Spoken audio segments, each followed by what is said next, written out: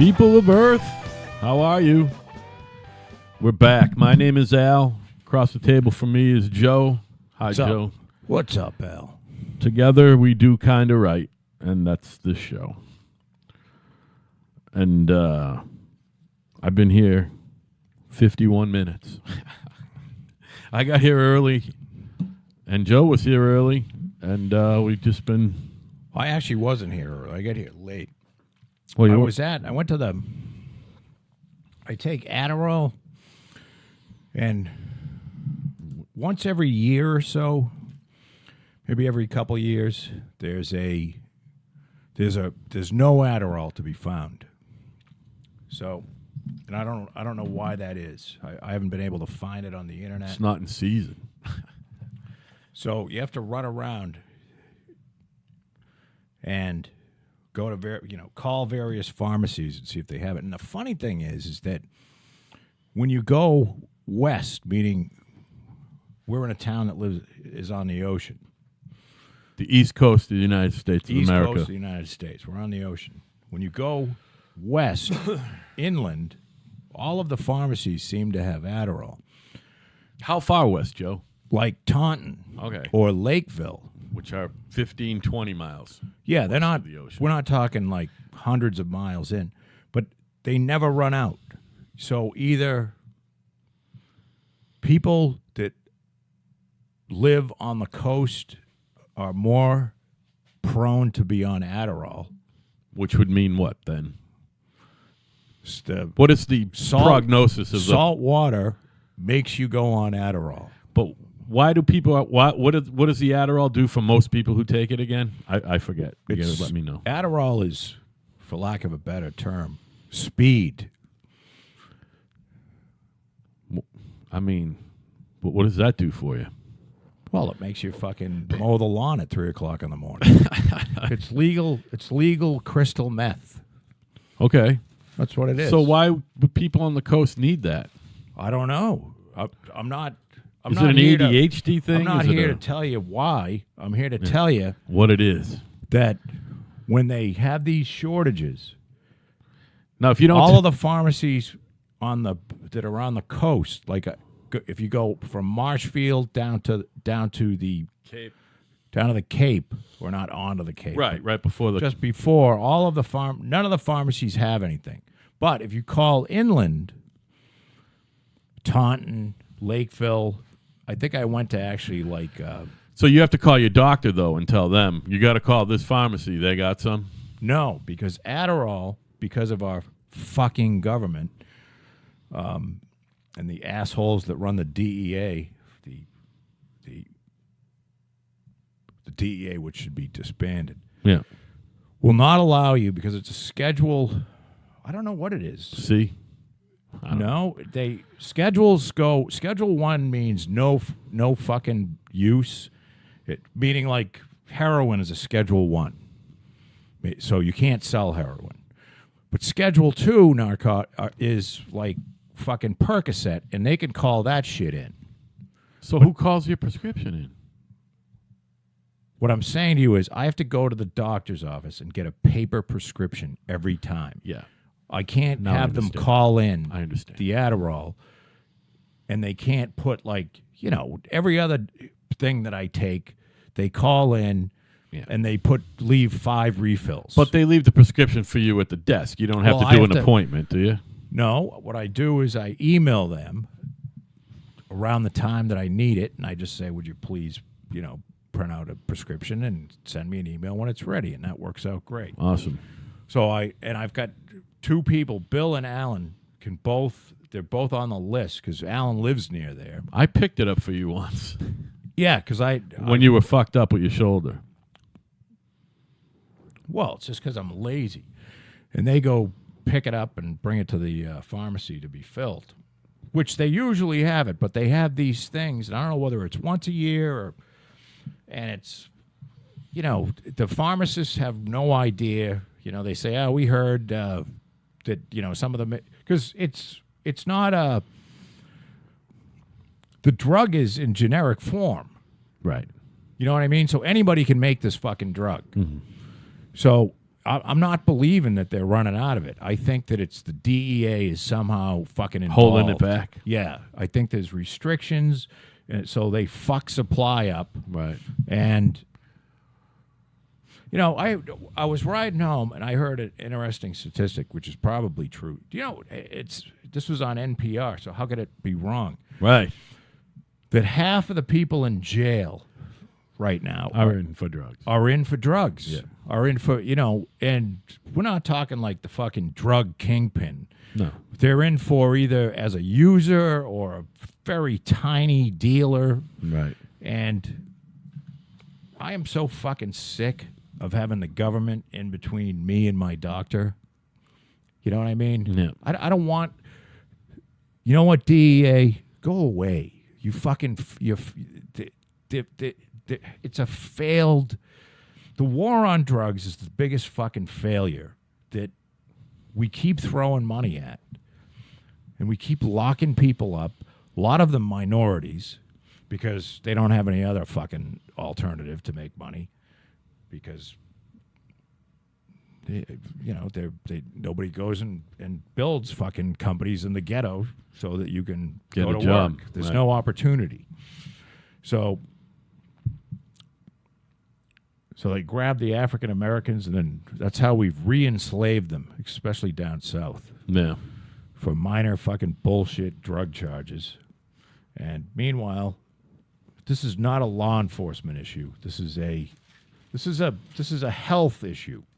If you're addicted to drugs, law enforcement isn't going to help you. Law enforcement is going to make it worse for you, because what they do is they come in between you and the doctor. They make all of the doctors afraid to prescribe the prescription fucking opiates. So what happens is you go and get heroin instead of the prescription opiates, because there's no difference between the heroin and the fucking opiates that you can get over the counter. Right. So then what happens is the person that used to, you know, whether they crushed up the fucking hydrocodone and shot it, I don't know, or whether they took it orally, because there's people that snort heroin too. There's not everybody shoots it up, and you also, like, I learned this reading the Keith Richards book. There's people that shoot it into a vein, and then there's people that shoot it into a muscle. Mm-hmm. And if you shoot it into the muscle, you get a nice fucking glow, but it won't kill you. You know what I mean? So the kids are dying because of the government, because of law enforcement. Right. Law enforcement does nothing to keep the kids from dying, because they force them to go to the heroin. Right. And that's a fucking sin. And I pretty much can't stand most of law enforcement anyway, but, you know, or this fucking, you know, criminal justice system with dickheads running it and fucking assholes running jails. And it's, believe me, it's not the private prisons, folks. You look at the percentage of private prisons that are out there, and it's not the private prisons. It's your government.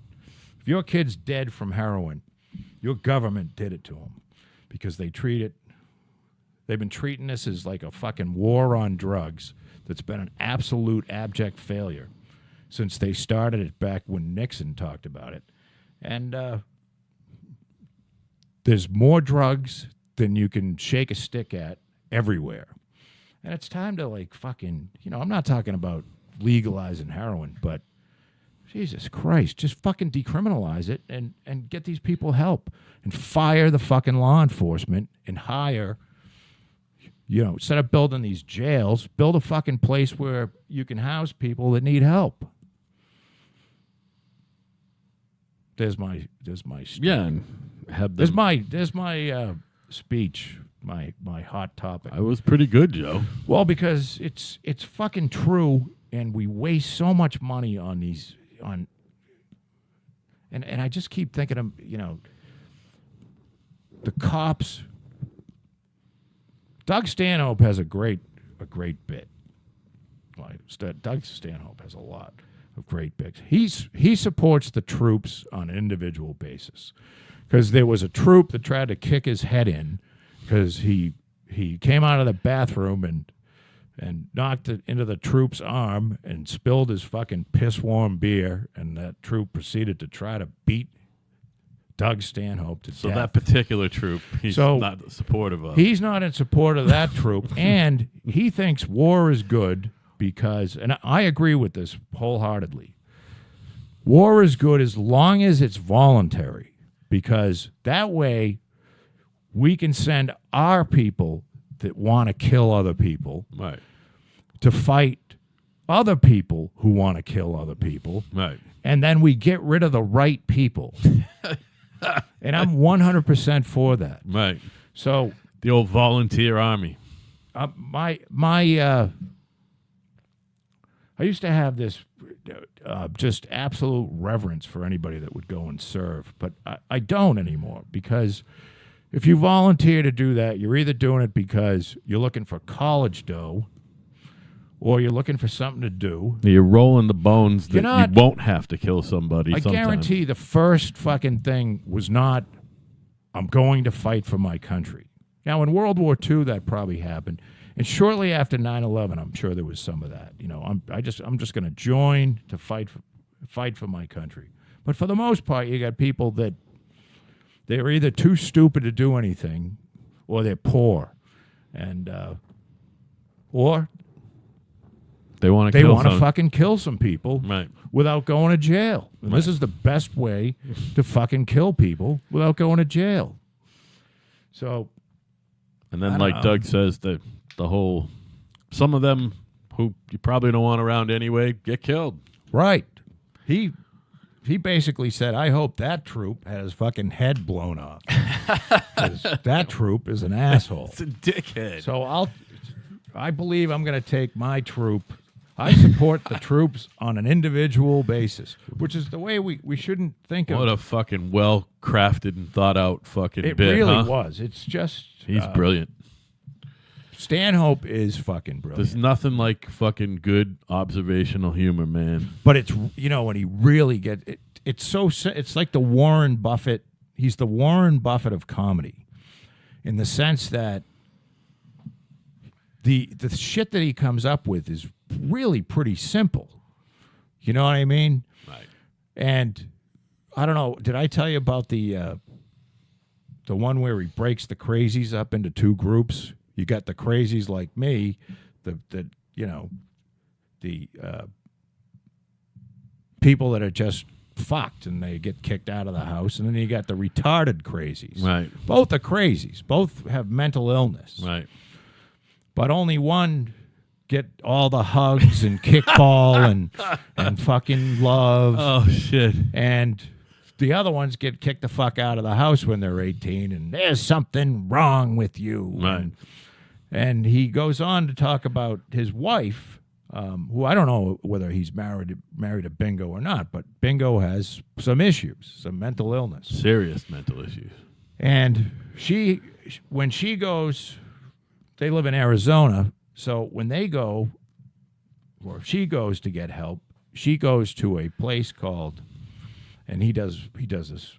First of all, it's a 20-minute bit, which I'm not going to do, and second of all, I'm not skilled at this, but basically he says, so she has to walk by the First Amendment gun store, past the bar, to Community Intervention Associates, otherwise known as CIA, which is printed out on a mirrored glass window door that you have to go into, and then you get to talk to a mental health professional via Skype. Oh, Jesus Christ. So he goes on to say, now, Jared Loughner, who Put a hole one in of these Gabby. crazies who's in camp, he had him Camp 1 and Camp 2, I can't remember. Camp 2s are the fucking retards, and Camp 1s are the crazies. The people that you can kick out of, you know, the only class of people that you can still kick out of a fucking restaurant, hey, you know, and he says, hey, Benny Shitpants, the bees are flying out of your beard and they're bothering my customers and you smell like shit, and get out of my restaurant. So he said the thing is that Arizona ranks 49th out of 50th. And he said he had to say out of 50 That's for my fans. And our congresswoman happened to be at the Safeway when Jared Loughner went there, and when his last fucking synapse that was still holding on to some rational thought, there was no place for him to go to get help. And he shot our congresswoman straight into Camp 2, retarded. Right. In which he goes on, because she was married to the astronaut, and he had to go on his last trip, and he said he must have been thinking, like, put me on the leakiest fucking rocket, shoot me the fuck out of here. So the bottom line is, he said, you know something? Maybe if Gabby sent some of fucking retard money Crazy's way, Right. she wouldn't have been fucking shot in the head. Yeah, right. And you know what? There's some truth to that. Yeah. Take care of your fucking crazy people. Because otherwise, it ain't the guns. The point is, it's not, well, it's the guns, but it's not, you know, the people that go and shoot up a fucking group of people are somewhat fucking crazy. Right. You have, by definition, you're somewhat fucking crazy. Right. You've obviously got some mental illness. And to get any care for mental illness in this country, it's tough. It's tough to get. Well, it's not in Massachusetts. It's not that tough. My wife's going through, jumping through hoops to get her work to pay for my impending counseling. They're supposed to pay for it, and we can't find anyone along my work route because I want to go after work one night. I'm gonna go regularly. I'm gonna go next Tuesday. Did I tell you that? To talk to a head person? Yeah, I'm starting Saturday. I need it because I'm going through some sort of a thing. It's not a midlife crisis because I'm not middle aged, but it's a I'm running out of things to do kind of crisis. Yeah. I'm bored with everything. So, and I'm fucking totally apathetic. I don't give a fuck about much of anything. Yeah. And I actually sort of just pick arguments just to make to just for entertain entertainment value. Yeah, entertain yourself. You know what I mean? Can only watch so much TV, huh? No, that's not true. I could watch TV all day, but I start too. feeling guilty. Yeah, that's the thing. Now, when I say I watch TV, I'm not watching, Friends reruns. Yeah, no. I'm on a quantum computer / artificial intelligence / quantum physics. Jag. I'm way into the rabbit hole, and there's so much to it, and it's so fascinating. And I mean, you can listen to, there's 2-hour lectures, and you can listen to them endlessly, and some of them have a different twist on the same subject. And my wife will not watch them with me because she's like, and you don't have to be. There's some very good guys out there who there's a guy by the name of Sean Carroll, who I found on, to give old Joe Rogan credit, I found on Joe Rogan. And Sean, which is SEAN, Carroll with 2 R's and 2 L's, is a theoretical physic at Caltech. And he's done some tremendous speeches on theoretical physics and quantum mechanics and that are understandable by the layperson, which is what you want. You want to,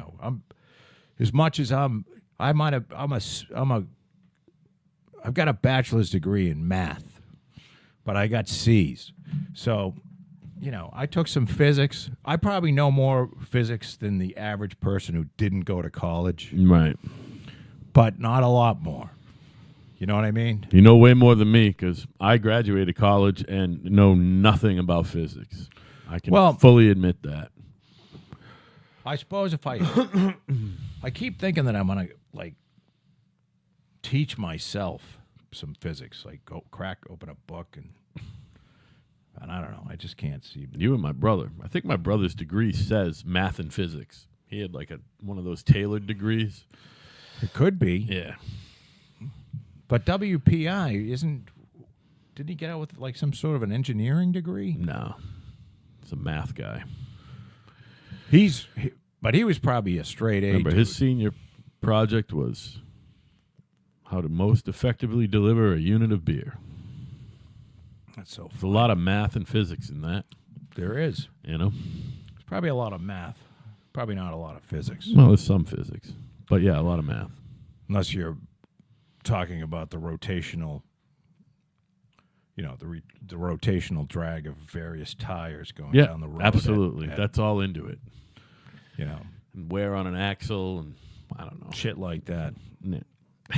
So, I don't know. So you're deep in that rabbit hole. So why are you bored? Because you can't read. You got to watch, right?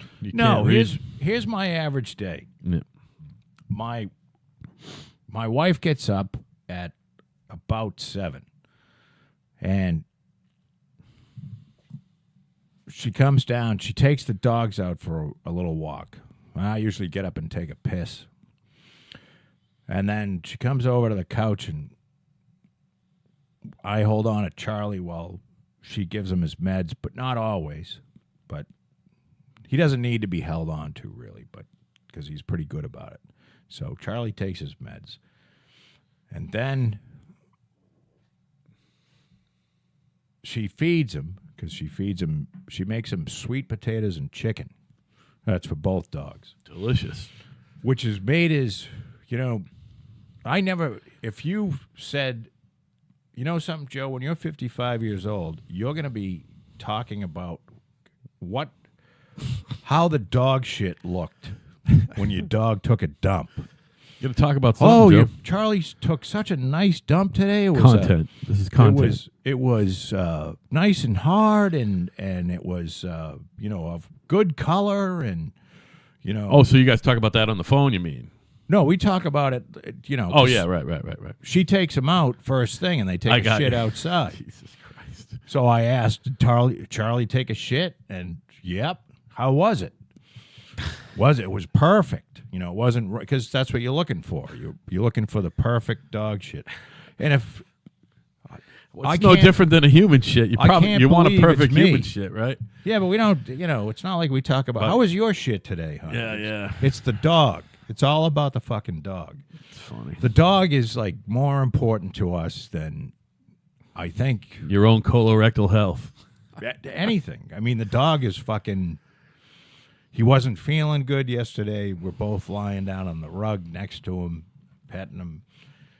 No wonder he's fucking spoiled. Right. So... Well, speaking of colorectal health, I have my fucking first colonoscopy a week from Monday coming up. Fuck. So I tend to, watch TV until about noon, and then I get up. Then, in between, I'll get some breakfast. Now, tomorrow I got to get up, but I'm starting to scare myself. Do you know what I mean? In the sense, if I had to go to work and do a lot of shit, I don't think I could do it. I don't even like setting up.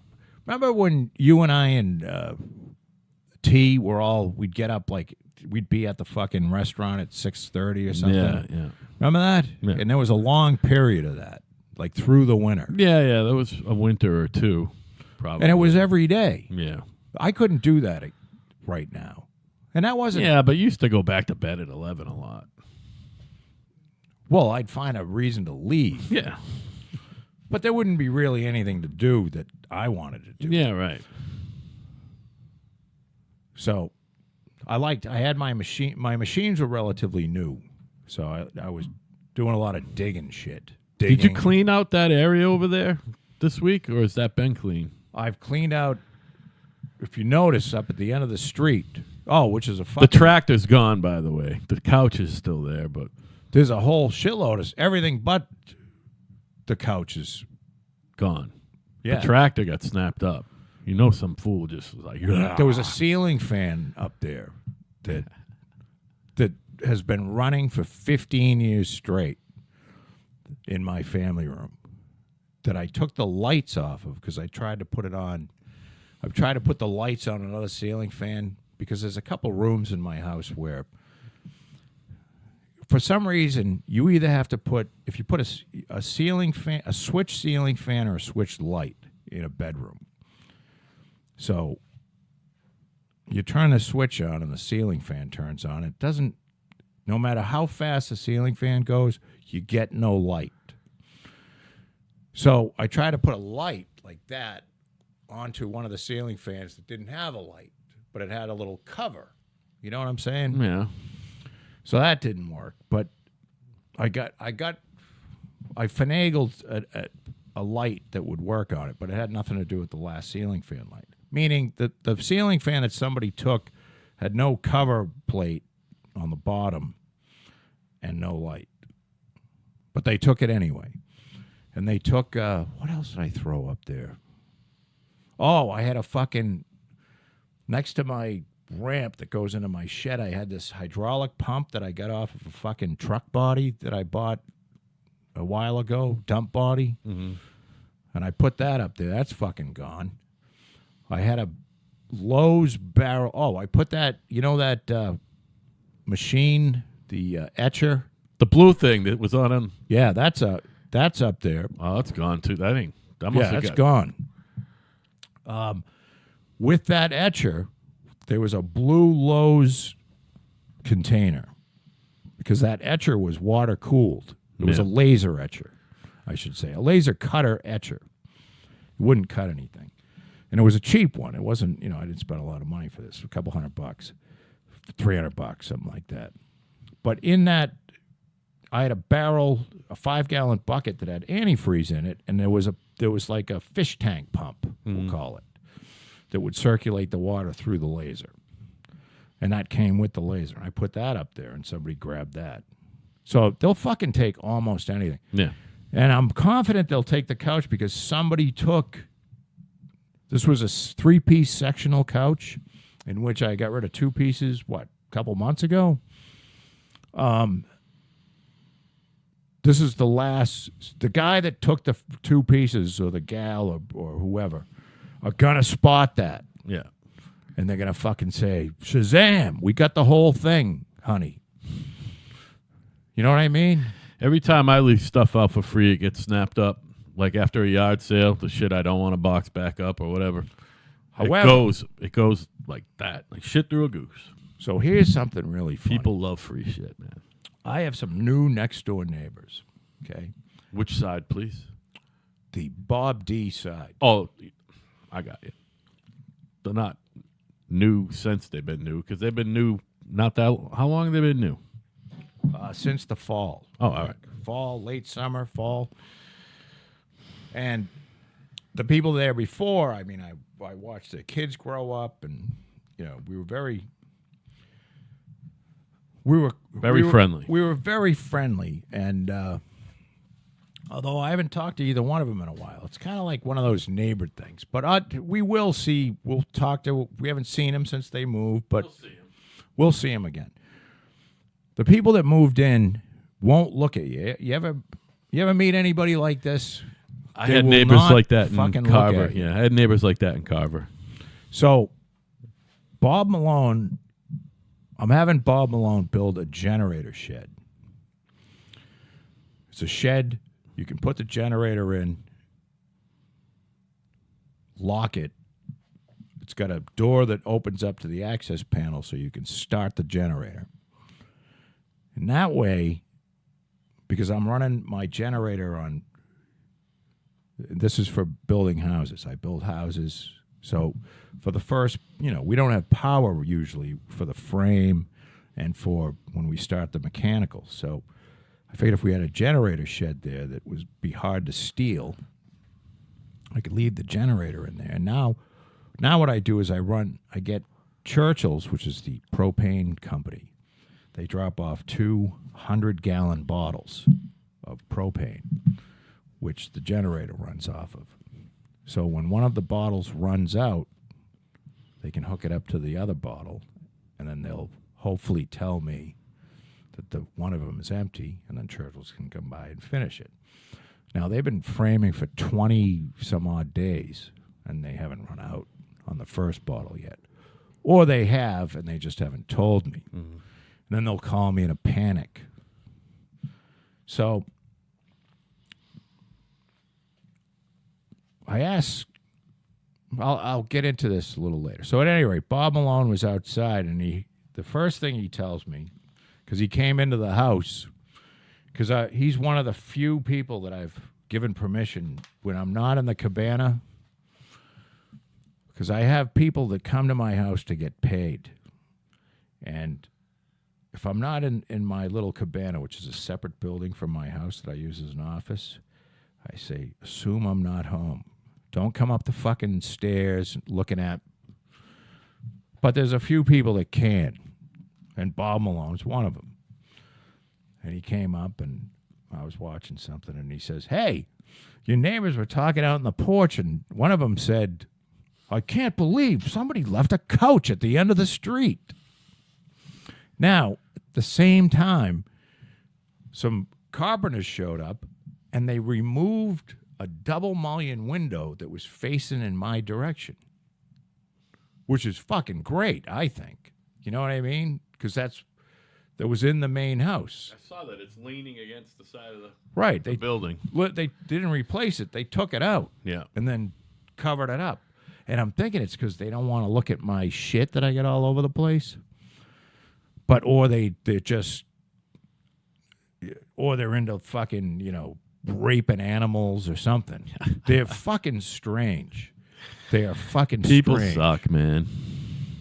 So I thought it was a riot, though, because he said, the first thing was, he says, I can't believe somebody left a couch at the end of the street. I mean, blah, blah, blah. And then they're fucking taking out a window that looks directly down. And not directly. You got to look through the trees and shit. Yeah, well, whatever. And then so there's like no windows that look this way almost. It's funny. Well, I think it's great. Well, I mean, whatever. I mean, one less fucking group of people you got to worry about talking to, I guess. Although it is nice to be friends with your neighbors, but no, because that gets old too. You know something? When I built the addition next door for Bob D., and I put it the only place you could, but it's a big L shape, and it hides the driveway. I used to be able to look over and see Bob in the driveway and shit, and no more. So I have no idea what's going. They could be people in the fucking. If there's no noise, they could have 100 cars in the driveway. I have no idea what's going on. Yeah, and I like it that way. Sure. And the people next door, across the street, they don't seem to give a shit about anything. Yeah. I believe I could have a pile of bodies on fire, and the guy would walk by, and he'd just go, yeah, that's my neighbor. He's doing something again. It's all right. So the only thing is, the guy was up on the power lines, and I told Patty about this, and she didn't quite believe me, and she came in, and she was walking the dogs and goes, there's something fucking really wrong with those people next door. Because I guess they literally were walking towards one another on the power lines, and Patty waved, and he I don't know how far away, but close enough so you could see each other's face. And Patty will talk to anyone. Right. And he took a turn and did everything he could not to make eye contact. Not to make any contact. So I don't know. So as long as they don't give me any shit about my solar panels that are up there, I'm fine. I mean, why would they give you shit? Yeah, I don't know. Because they don't like the couch. So Oh. You know what I mean? If they didn't like the couch, they might not like the solar panels. The solar panels were there when they moved in. They were. Yeah. So they can eat it. I just don't want to. I don't want any problems. I don't think I'm going to have any problems at all. Good. I hope. I mean, unless, you're feeling like you need to chat. So here's something I want you to do. I'm going to demand this of you. Me personally? Yeah. I want you to go, and I want you to talk to your ex-wife, and I want you to get half of your house. Oh, that's not happening. I'm telling you. I don't. This is something you have to do. No, it's you over. Have to Joe, go it's back. over. It's over. You have to go back and renegotiate this. It's over. Nope, it's not over. You have to go back and get that. And I'm not saying you have to, like, make anybody move out. There is Steve Powers' aunt got divorced from the T-shirt guy. Remember the T-shirt guy? Nope. Do you remember Jonathan? Jonathan was the nephew. Yeah. Well, his father owned the T-shirt shop. Okay, yeah, I didn't know that guy. So his mother was one of Steve Powers' favorite aunts. And she didn't want shit. She didn't want, she wanted, they had a place down in, like... Oh, so it's Steve's cousin, not his nephew. All right.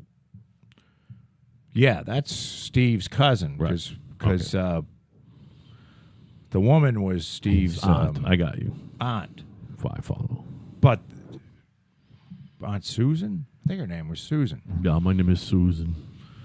And she's the one who had her youngest son come downstairs, shoot her boyfriend, and then kill himself in front of her. Okay. That was after the divorce. Yeah. However, here's what I'm getting at. The judge said, I can't sign off on this because you're not taking enough. And that's what your judge should have done. Well, he didn't. So you need to go and discuss this. And I don't think your ex would have any problem with it at all. Really? You paid for that fucking house. You know what I mean? I think you're reading the situation all wrong. I mean, unless you've talked to her about this and you have some information I don't have. I think there's no hurry on when you sell it. But you need a chunk of money so that you can retire. And that's where it's sitting. Even if that happens, Joe, I'll never retire. You need a chunk of money so that you can live. There's not that much equity in that fucking thing anyway, man. Yeah, but there will be in 10 years. Yeah, well, she's not going to be there. 15 years. Whenever she when do you think she's going to sell the thing? I bet you within 2 years. I just asked that she didn't sell it while I'm paying child support. That's all I cared about. And I'm saying this because I know what you're thinking. You did the right thing. You're trying to do the right thing and not, but you screwing yourself is not doing the right thing. Yeah. Well, I appreciate what you're saying. I do. I get what you're saying. I'm serious, and I'm saying this to you because I'm going to tell you right now, it ain't going to happen. You could have gone after. You still can. You can always reopen a fucking case. Yeah, I'm not. Not that that's what you want to do, but what I'm saying to you is, screwing yourself doesn't do you any good, and it doesn't make any sense. Yeah, I mean, it's not like you didn't you worked your ass off. I didn't work that hard, man. Well, you worked hard enough, and there's all kinds of shit you could go after. I mean, you can go after half her pension and half her fucking savings and half everything. Yeah, no, I know I could have done half her pension thing, but again, that's her pension, man. Get the house. Get half the house when it sells, whatever the equity is. It's really fair, and it's sitting there, and you deserve that. Yeah, well, maybe I'll have that discussion with her when fucking child support's up. Well, on top of that, so you took nothing and you paid child support. There was a lot of months there I gave her no money at all. Look, so... But you took she nothing. Wasn't... Look, and we do a cash arrangement. I never wrote her a check. I have no records. She could just go. He never gave me any money. You know, she won't though. I don't see her doing that. No, she would never do that. I think that's a pretty. I don't know. You know her better than I do. Yeah, she seems like she's a pretty fair person. I can't even answer that question. I don't know if she's fair or not. But I never thought about it. I think you've. I'm telling you, I understand what you were doing. Let me bounce that. You know what, Joe? I got a lot going on. I'm trying to figure. No, I know I got counseling coming up. Maybe that'll help me work through that a little bit more too. That's what I was hoping. But I feel like I ruined the woman's life. So yeah, but you didn't. Yeah, well, what you weren't there.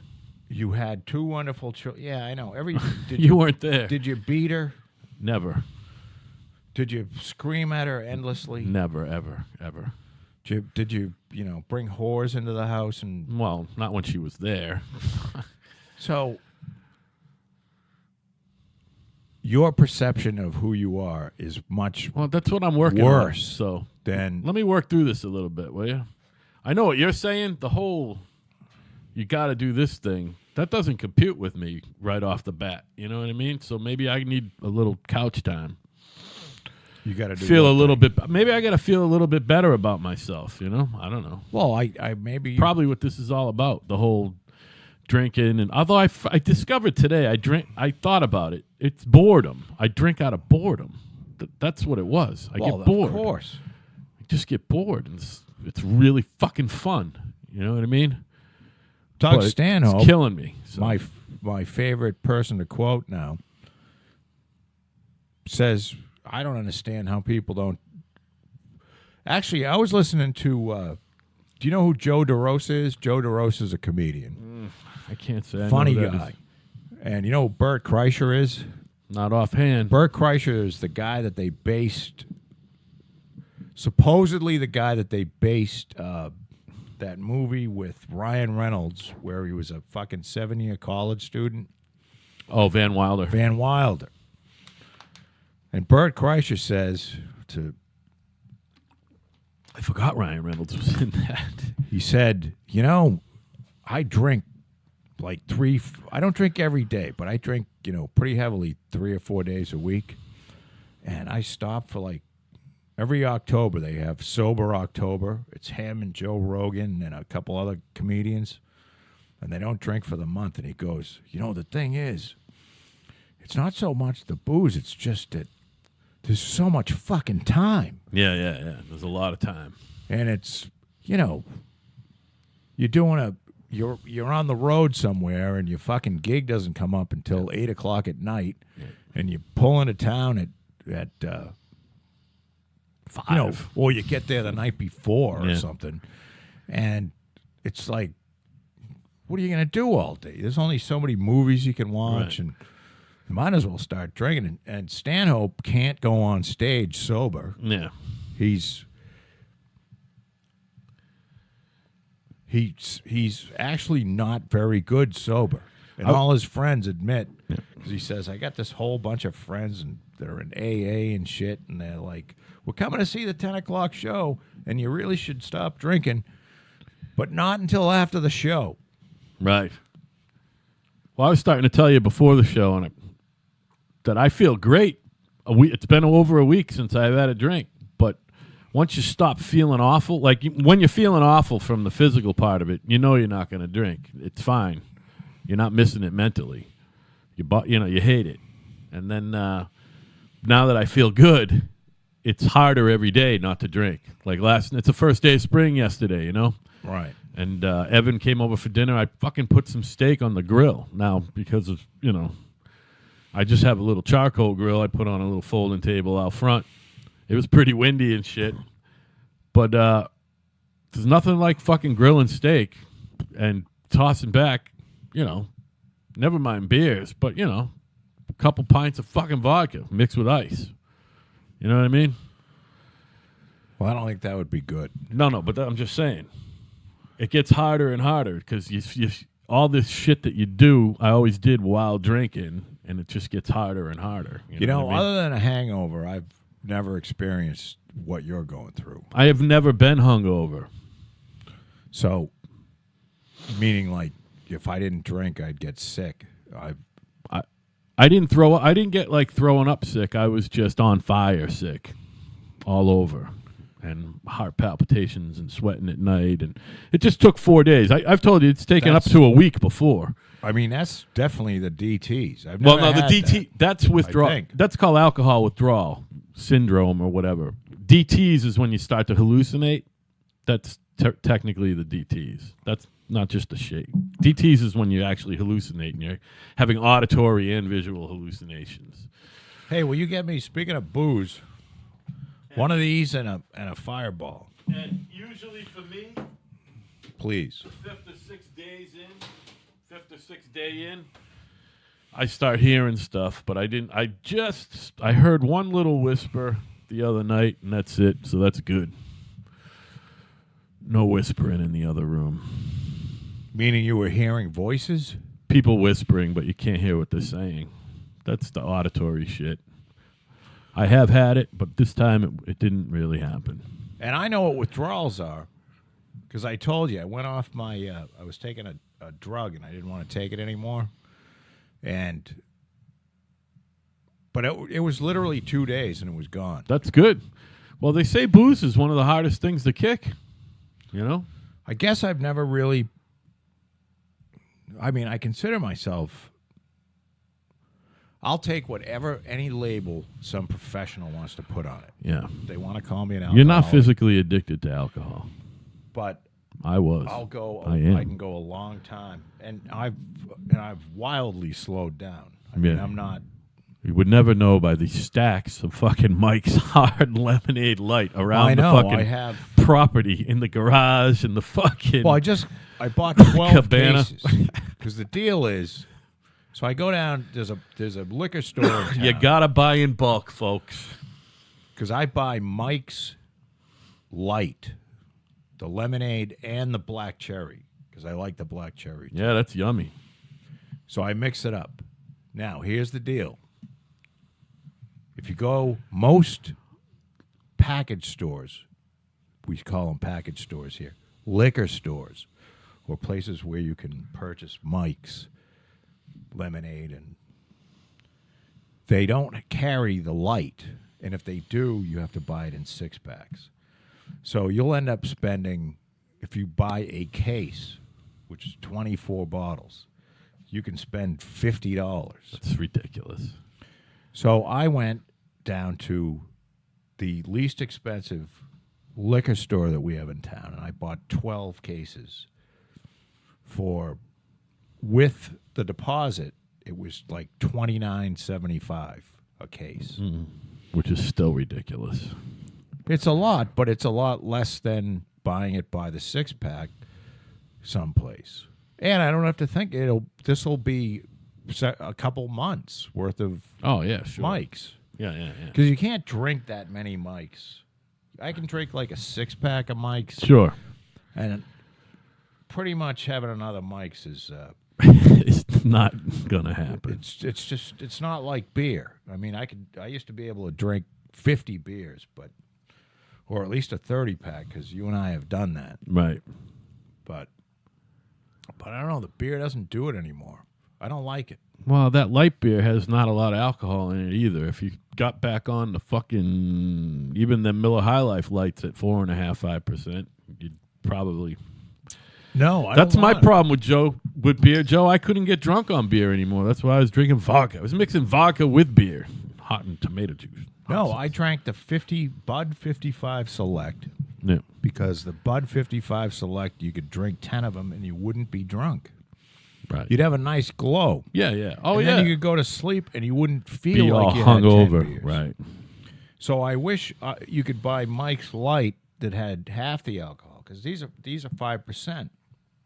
So I'd rather have 2.5%. Right. Because these will get you hung over.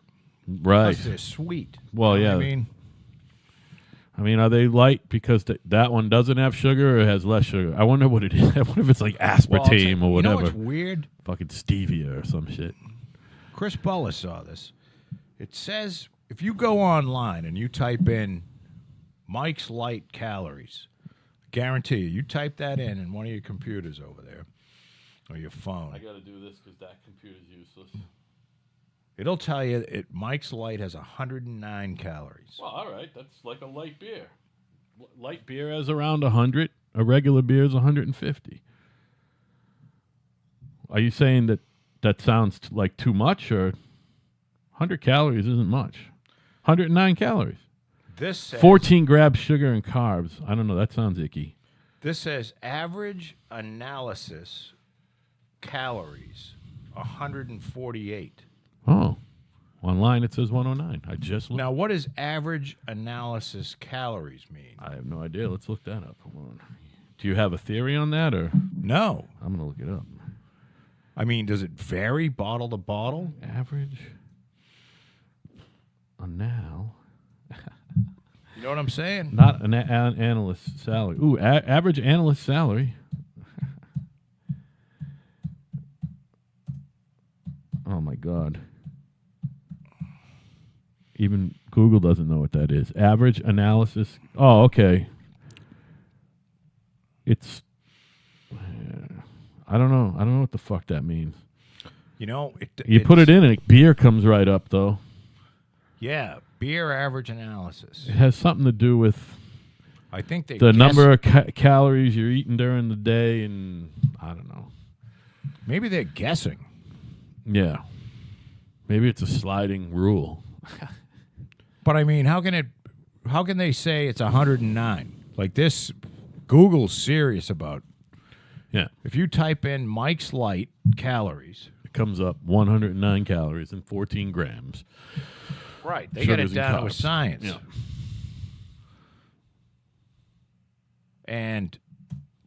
But on the bottle, which is severely different, 148. I mean, that's 40 more calories. Yeah. Or 39 for those that are really picky.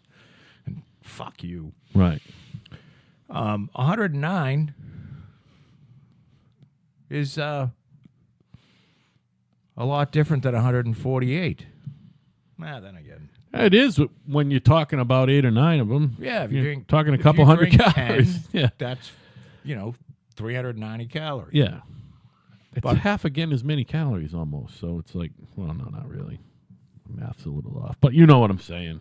But the Mike's regular is like 220 calories.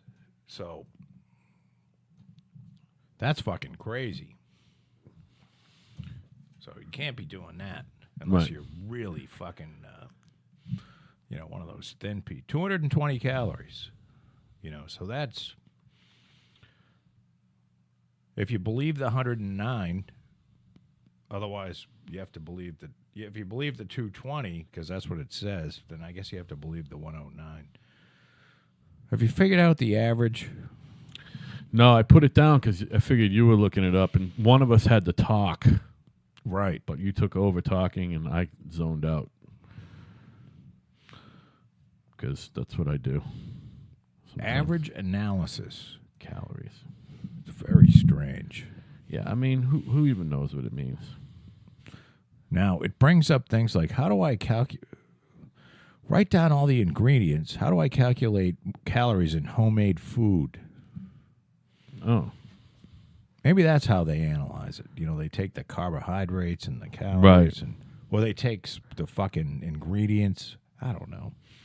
But don't they have a thing where you can dump this bottle into a machine and it'll fucking tell you down to down to fucking 5 decimal places what the calories are? Jesus, I don't know. I gotta believe that they have that machine. I don't know. I mean, how do they know? They dump it in a machine and it says this is how many calories there are. So theoretically, you could stuff a fucking beef patty down there and it'll tell you too, right? Yeah. Grind it up in like beef patty liquid. Yeah, I mean that's how you do it. Yeah. I mean again, this is all science shit and it's beyond me. I watched there's a documentary about the woman who founded Theranos. Okay. And her name is, I totally fucking forget. Her name is Abigail. I wear a lot of black clothing. Right. Oh, her name is Jennifer Her name is Elizabeth Holmes. Is her name? Becky? Her name's Elizabeth. Oh, Elizabeth. Yeah. And this is this is the fraud broad. All right, the fraud. Yeah. It was briefly worth $1 billion. And yeah, she's sold a bad idea. Well, I watched the documentary, and I don't believe that she started off bad. Meaning, I don't believe that she started off like any good pyramid scheme, trying to defraud people. No, I mean, she had this. Her vision was that she was going to have this machine where, when you get a blood test done, they take several vials of blood. Yep. And you have to have, and I don't understand why, but you have to have a blood test ordered by your doctor. Right. And there's basically two main labs where you can have your blood tested. And I forget both of them, but meaning that's where they send you fucking blood and you get it tested. Yeah. And they have very expensive machines and they do it. And she basically said this was a machine that you only need a small amount of blood to cover everything. It was she called the machine the Edison, and this was a machine you were going to be able to meaning her vision was that one day you could own this machine, like a personal computer. You could have this machine in your house, and you could check your blood, and see how you're doing, and because I still don't understand why you can't go in and why can't you get a blood test without having a physician sign off on it? This is part of the whole problem, is that, not to get off the Theranos thing, is it's all germane. Why does it matter? If you wanted a blood test and you want to pay for it, why the fuck can't you get one? Oh, no, you have to go get a physician to... I want all the blood tests you know how to do. And I'm going to pay for it. And I'm going to pay for it. Oh, no, we can't do that. You have to have a physician. Right. And I think that's part of the whole greed thing. I want to say that is a physician, written rule. Whatever fucking, industry fucking analyst thing looks after physicians, the best interest of physicians. They got that rule written into law. Right. You know what I mean? Yeah, this is fucking lobbyists paid by the physician. Right. Meaning you got to go fucking Club see of a America. doctor. Yeah. Who's then going to... If you say, I want to have every fucking blood test there is, just see what what's going on in my body, and you go, and now you can Google what everything fucking means, so you can see what the high and the low, if you're above the high and the low range, and what it is, and the whole 9 yards, and they do these lies this bullshit because people will read it wrong and then they'll think they'll have cancer and then, well, who gives a fuck? If they read it wrong, they read it wrong. Then they can go to the doctor and have it explained to them. You know what I mean? Right. Or they can go to the emergency room and go, I'm fucking dying of cancer. And then the emergency room doctor can look at it and go, no, you're not dying of cancer. But why do you have to have a fucking physician's signature? So... when she went to, I believe it was the state legislature in Arizona, because she got it so that you could just go get your own fucking blood test. And basically what they were doing is they would take, they call it venous blood. They take it from your vein. Yeah. And vein blood is a lot better than capillary blood, which is your fingers, the tip of your finger, apparently. And then they would, pretend that it was going to go through this Theranos machine, but the Theranos machine didn't work. And so they would send it to Theranos, who had a full working lab, just like the regular labs. Yeah. So it got to be a scam. But I mean, I honestly believe she believed they'd figure it out before they got bagged. Right. Which is really...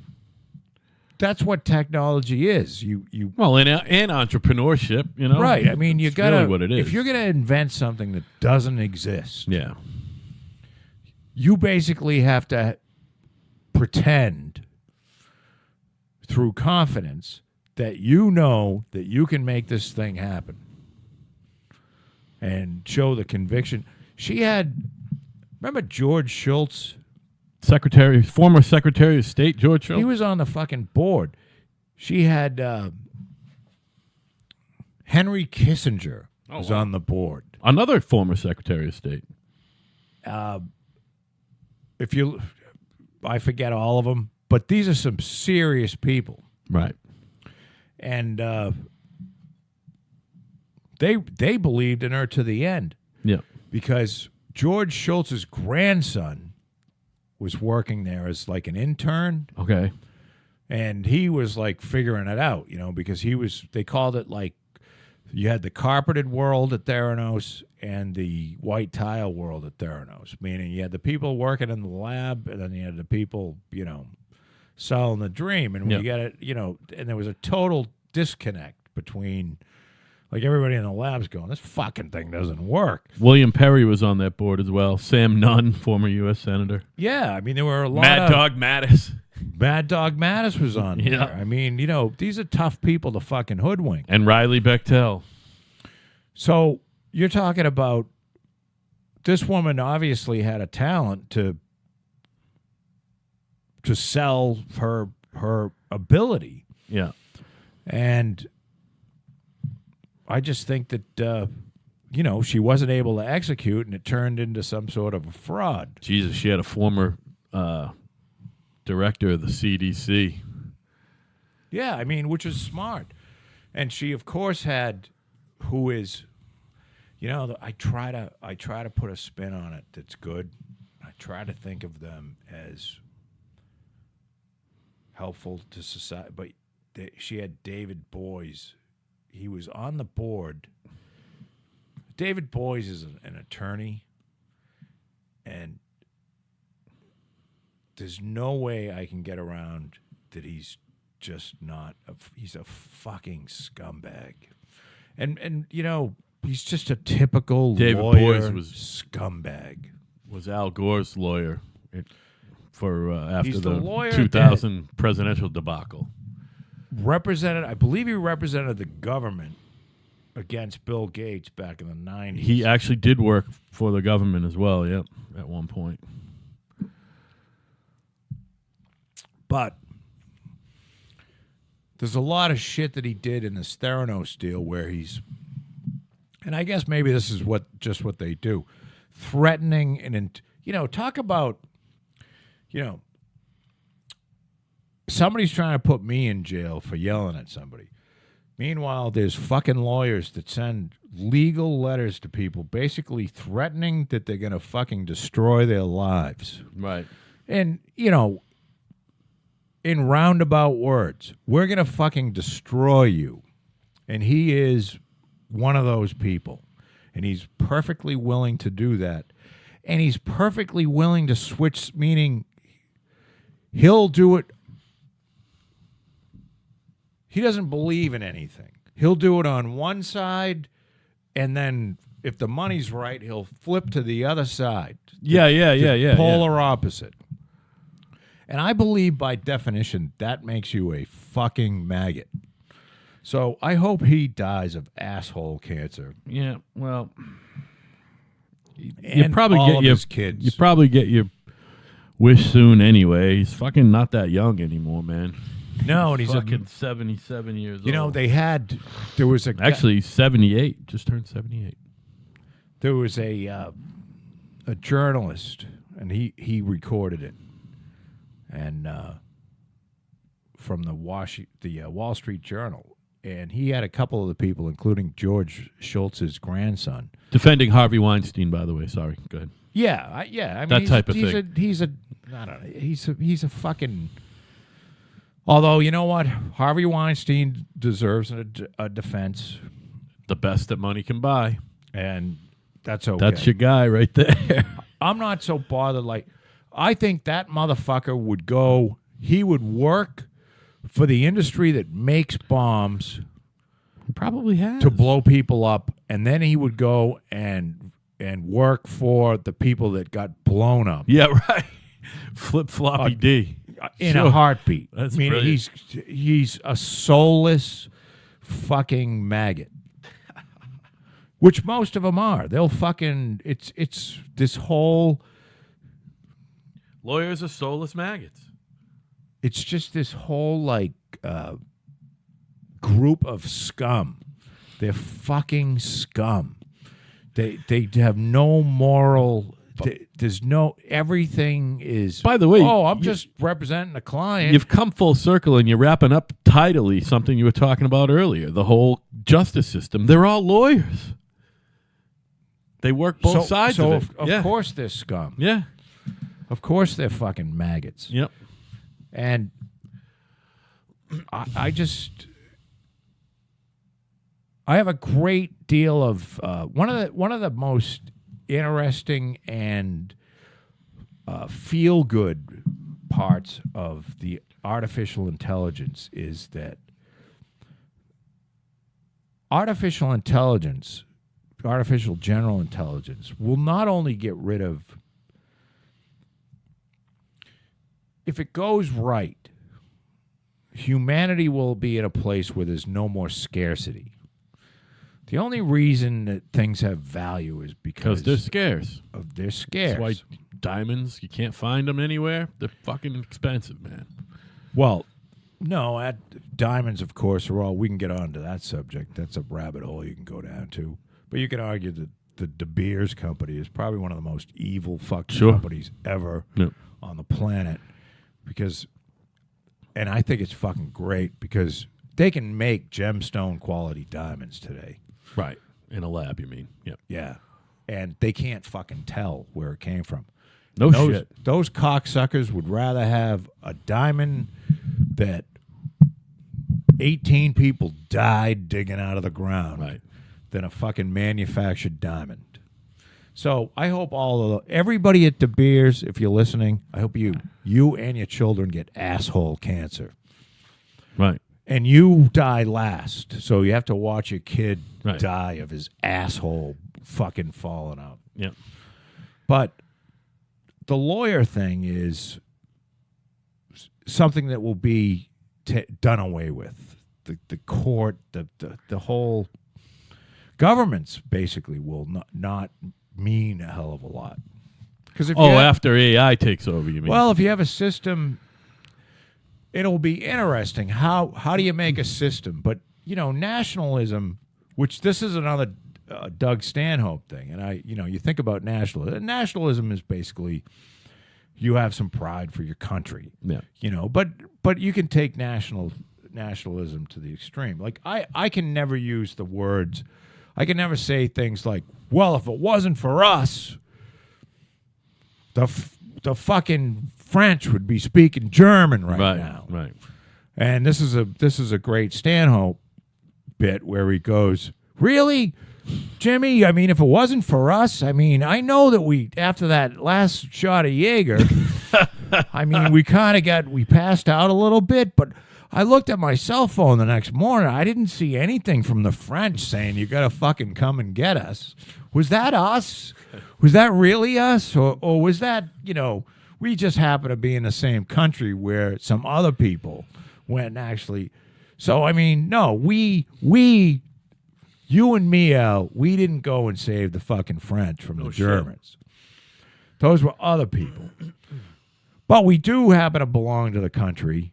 We're in the country. We are citizens of the country that did that. And so now I don't take any personal, because how can you? I mean, I wasn't alive when the French got bailed out by the people that beat the Germans. So you can't take any personal fucking ownership of that. But you can say, hey, the U.S. is a hell of a country. Right. And I think that's okay. And we're fucked up in a lot of ways because we have half our prison population with mostly minorities for fucking petty bullshit drug offenses so that we can employ morons. Because basically what we're doing is, you're dumb, you'd make a good cop. You're dumb and you lift a lot of weights. You'd make a good cop. You know what I mean? Fucking dumb is a qualification. If you can stand out in the sunshine for 8 hours a day, doing a detail, having your brain burnt by the sun, you can be a cop. You can be a cop, because cops are fucking dumb. The only people that become cops are people that, A, are too dumb to do anything else, B, have an axe to grind against society, and they want some power, or C, they just want some fucking power. Nobody gets into it because really they want to. We've said this 100 times. They want to do good. On Kinda Right. Nobody becomes a cop for altruistic reasons. No, they become cops because, for a lot of reasons, I think most of it has to be, I'm too fucking stupid to do anything else. No. Because basically, they're some of the dumbest human beings I've ever met. Sure. They're dumb. Yeah. Now, there might be a fucking genius in there somewhere that's like doing it as a, hey, I'm doing this as a social experiment. You know what I mean? Yeah. But for the most part, they're fucking idiots. If you read some of the police reports, they certainly have not had a lot of writing. There's not been a lot of letter writing skills going on. You know, I believe when they met their sweetheart, the love letters might have been a little lacking. Right. Some of the a lot of grammatical errors. A lot of it is also, there's a lot of same thing like basically I'll take the cops one person at a time, one cop at a time. Although I have to say that I think most of them suck. But kind of like the fucking troops. You have to say, you got to take them. I'll take one troop at a time. Right. Because I think the cops is the second best place to go if you want to kill somebody. Sure. Legally. If you want to fucking kill somebody or fuck someone up real bad and like beating them to death. Right. The cops is a good place to go. Yeah. You don't have to go overseas. They don't ship you into a war. And you get to stay home and you get to ride around in a police car and you get to fucking, torture prostitutes, fuck with drug dealers, steal their money, and hopefully arrest kill a lot of black people. Hopefully kill someone, or at least shoot some people in the back. Some black people in the back. Cops love to shoot black people in the back. Yeah, they do. While running away. That's one of their favorite. That's a cop's most favorite thing. Yeah, moving targets. That's what they like. Yeah, they love a moving target. Yeah. The black guy running away. Yeah. What better target is there? The black guy fleeing for his very life. Right, running away. He must be guilty. He's running away. And if you would like to fucking deprive someone of their life, join up for the cops. Hey. Chances are you'll get to do that. There's a guy, the cops shot him in his basement. He had a shotgun. He wouldn't put it down, so they shot him to death. Yeah. This was down right where my buddy Dave lives. You know Dave. Okay. And they went in, and he had a shotgun, and he was out of his mind, and they fucking shot him to death. And I think it was the same fucking cop that wrote me. I crashed a scooter after having 2 beers. And that's what and I said that I had 2 beers to the cop. And as I was bleeding in the hospital with my wife crying next to me, and I had a dislocated shoulder, and I had a fucked up knee, and my face had chunks missing out of it. The cop, the fucking, just a gift to humanity, handed me a ticket that had a DUI on it. Yeah. So it's like taking somebody that's almost fucking dead and just like, why don't you just stab him a few times? Right. On your way out. And that's that's what the cops do. Yeah. So I hope all cops die of asshole cancer. Yes. I think I've changed my position. I think I can put all cops into this category. I hope you all die of asshole cancer. Right. Because you're fucking useless and you're chasing around. You're causing people to die of heroin overdoses because of your militant views on, because they're all like right wingers, and you pay no taxes. That's the interesting thing about cops. Right. They pay no taxes. When you get your little paycheck and it says you paid this much in taxes, you didn't pay any. You paid no taxes. Right. You know why? Because you create nothing. You don't make anything. You don't produce anything. All you do, you produce a lot of misery, and then you take $100 and then you put 30 back, but there's still 70 short that real people have to actually, like drug dealers, have to actually go out and sell. Yeah, they got to do a little work. They got to do a little work and pay some taxes. Yeah. They at least go and buy fucking shit at the store and at pay the sales Walmart. tax. They got to buy a lot of baggies. You know what I mean? And tin foil and all the other stuff, and pay rent and shit. They're doing drug dealers buying baggies. They're Are doing contributing way more into the economy. way more to the than public you, school system than you. You fucking useless Who bunch are actually of cunts. siphoning money away from the kids. Thanks. Yeah. I just think it's like, it's a necessary evil. Apparently. I mean, it's where we're at right now anyway. And don't get me going on the state police, Hal, because The Massachusetts State Police, Joe, the Massachusetts State Police, the number one worst police agency the most in the crooked, United States of criminal, America. overpaid group of fucking assholes that should all be dead. They And should one all after be one, killed. they're being found out that they continue to just fill out fucking bogus fucking overtime. They're probably fucking doing it right reports. now. Oh, yeah. Lying about it. And then they'll get caught too. stealing. Yep.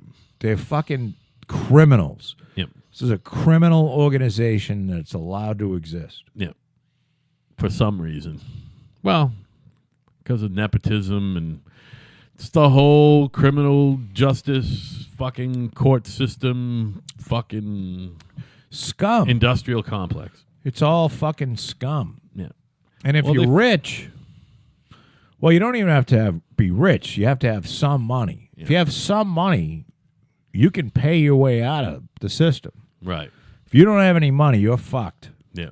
And you're going to get fucking cycled through that system. Oh, see, once they get you, because here's what they love to do. They'll go and arrest somebody, right? And the guy will have, he'll have like a couple beers in him. So they have this system set up where they give you a color. Like, your color is fucking, black cherry and white. So you have to call in every day at fucking 10 a.m., right? So that means you have to have a phone to call in. So because if you can't afford a phone, you're fucked. And if you call in and your color comes up, then you have to get into the court system by 4 o'clock to take a piss test, which of course you have to pay for. There's nothing free. It's all about the money at the fucking court. All about the money. So once you get into that, and you're having a tough time as it is making it, but you fucked up. You drove drunk, because I can't find anybody, or I can barely find anybody that has a driver's license. You know what I mean? Because drinking and driving is like, all these people should be executed, according to the cops. Right. And I think, but the cops, do you know the cops don't have to be drug tested? Because they can drive around shit-faced. Right. I've got somebody that I know quite well that lives nearby that goes to work shit-faced. Really? And he works in the whole jail criminal justice system. Oh, wow. And you know who he is. Yeah. And he has a bunch of guys that he's trained how to do the same thing. So they're all shit-faced. Ugh, that's disheartening. I mean... Actually, it's not... I don't think it's bad because at least, maybe it takes the let's beat up the prisoner out of him. Yeah. Because if you're drunk and asleep. Yeah. The problem is being at work drunk is, I don't know, it's a drag. If you can be at work drunk. Yeah, I can't.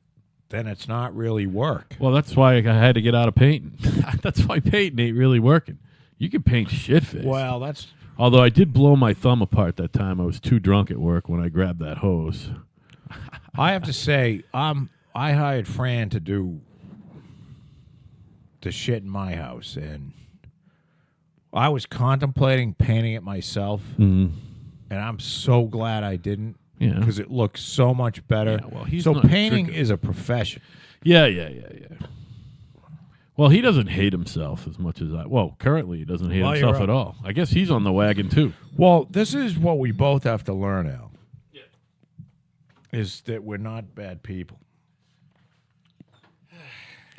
Hey, and I think there's one more of them up there. I don't think I'm necessarily a bad person. I just don't think I'm that great a person. You don't like yourself, and neither do I.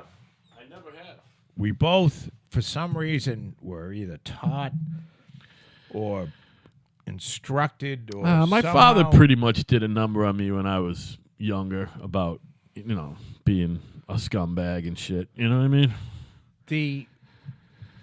Right up till high school. Through high school. Here's the deal. The way I look at it, because one could easily start saying, well, you should hate that motherfucker.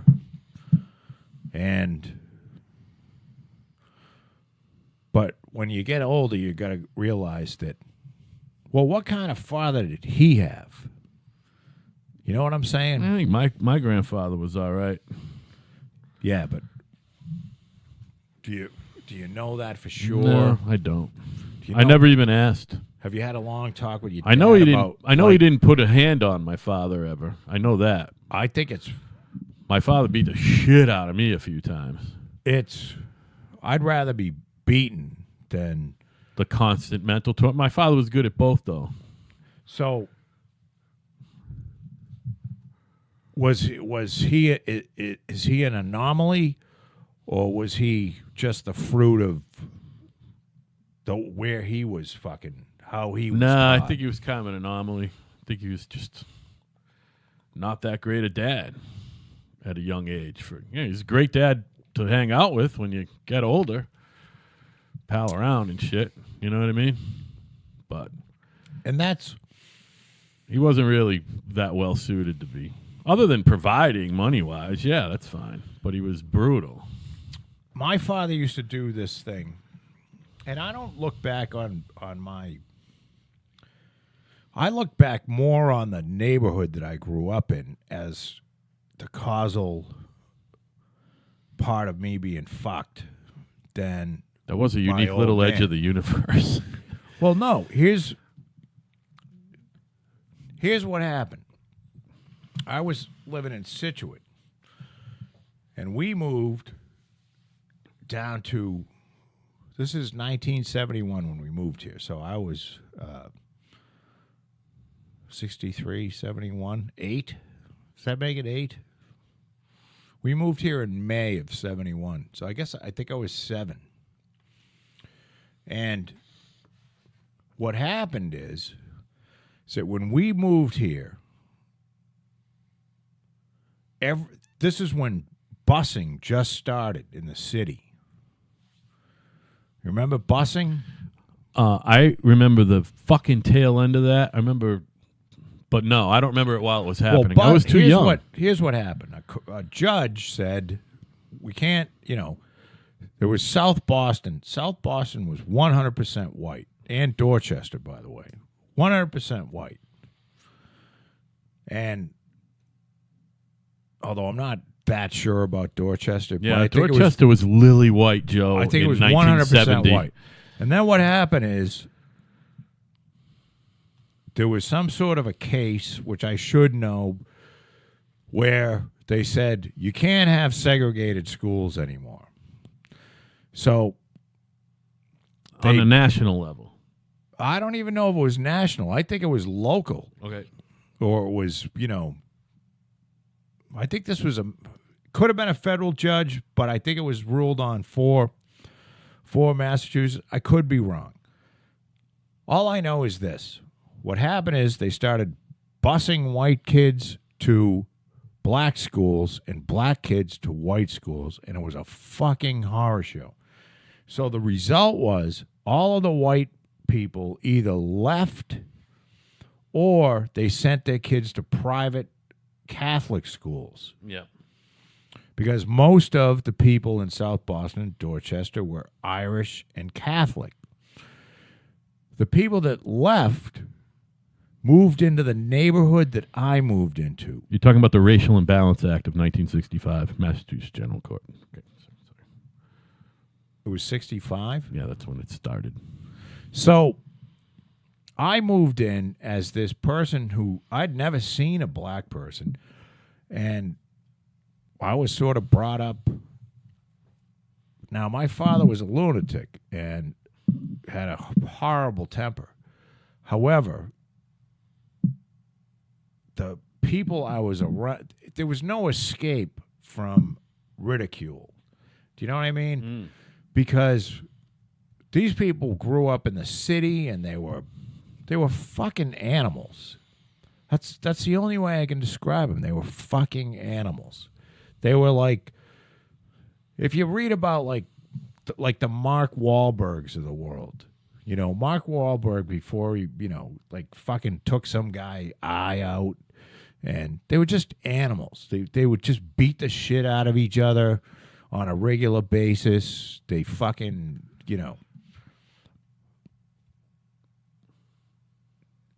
hated black people were just niggers. They were, the word nigger was just used like it was thrown about. So, like the word is. So I moved into the same neighborhood with a whole bunch of people from Southie. Yeah. So you're from the. I couldn't see what the house that I lived in. I moved from. We couldn't see the house next door. Yeah. And I moved in with these city people, and it was like I didn't fare well. Yeah. And that's I think I can trace a lot of my issues back to that. Yeah. Because you're growing up with fucking animals. Right. And there was very little decency. You know what I mean? I don't know how to describe it. How do you describe, like, there wasn't any, getting good grades was looked down on. Yeah, right. You know what I mean? Yeah. Oh, what, you got good grades? What are you, some sort of loser? Right. You know what I mean? It was weird. It was a fucked up situation, but there were some good people there too. There were some people that were sort of in the same boat as me, so we could find like a little common ground. So I had some friends and shit, but it was just it was a weird experience. It's a weird way to grow up. Yeah, and I'm not saying it's worse than growing up in Rwanda or some motherfucking nightmare. Right. I'm just saying it was a weird. The timing was weird. Yeah. And who knows if I was brought up in a different neighborhood. Like I used to hang around. The Shenandoah Estates across the pond, be over there a lot. Yeah. Because that's where the rich people live. Yeah, there was definitely more money over there, no doubt. Yeah, there was a lot more All money. you got to do is look at the houses. And they were a lot, like, more civil. So I hung out with a lot of kids that lived over there. Yeah. But you still had to walk back through your own neighborhood. Yeah, right. And so I think you grow, I think, honestly, yeah, I grew up with a general sense that I was kind of like a lesser than other people. Do you know what I mean? I know what you're saying, man. I grew up in my earliest memories of Brockton, Mass, man. We lived in Brockton, and we moved to Plymouth when I was 8. I thought I was moving up. You know what I mean? We felt like we were moving up and out, you know, because I lived in a pretty you did actually rough neighborhood, you know. You did. I mean, Yeah. from Brockton to here that definitely is a move up. Yeah. And I don't know what kind of, I mean, because that was 70s too. Was that? 1975 we moved from Brockton to So Plymouth. I don't think there was as much of the South Boston, Dorchester wave of lunatics. Like, No, not in our neighborhood in Plymouth. And we live close to each other. It sounds silly to say, but no, your neighborhood definitely had more of that vibe to it. Our neighborhood didn't have that vibe. 71, while this neighborhood was being built. Yeah, our neighborhood 70, wasn't even around in 71, 71. Yeah. This is when that was the big fucking wave. I think they the all first- moved out. I think the first house in our development was built in 73, 74, and then it was pretty much done by the early 80s. So, and you know, if you said, well, can you trace it back to anything in particular? And I'm like, not really. I mean, there's... Got ripped out of the bucolic fucking beauty of Situate and thrust into fucking Little Dorchester over there and by the ponds in Macaja. I mean, blowing a kid for a piece of gum. I remember that, but it doesn't really... You know, it's not like I'm not all fucked up about it. It's weird. It's just like... It was not a place to thrive. Yeah, that's a good way to put it, probably. And you know something?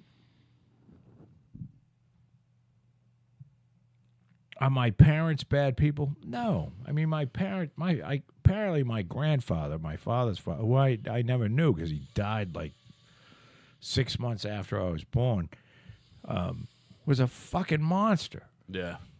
He killed a few people. Really? Yeah. So my father thinks of himself as a fucking useless piece of shit. Yeah. I know that.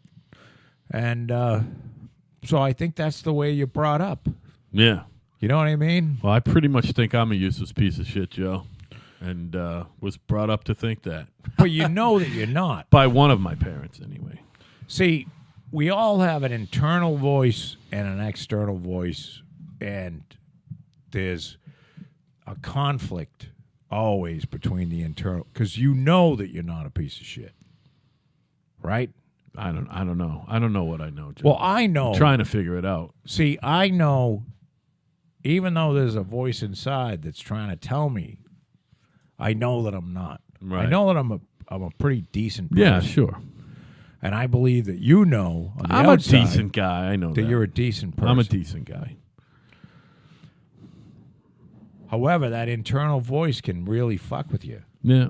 and it can torture you over the years. And I'm a nice guy. I've never really done anything bad to anybody no, other than ruin my ex-wife's life. But yeah, I'm but just you know kidding. what?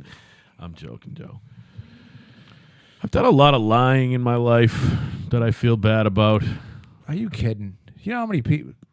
I know, but There's the woman that started Theranos. sometimes I lie and She for fun lied. though. I like lying too. Sometimes it's fun. She got 9. She got something like I don't know. She hoodwinked. Which, you know what? If you can afford to invest $100 million and you lose it, it's so much easier. I've always said this. Like, I remember I lost 125 grand,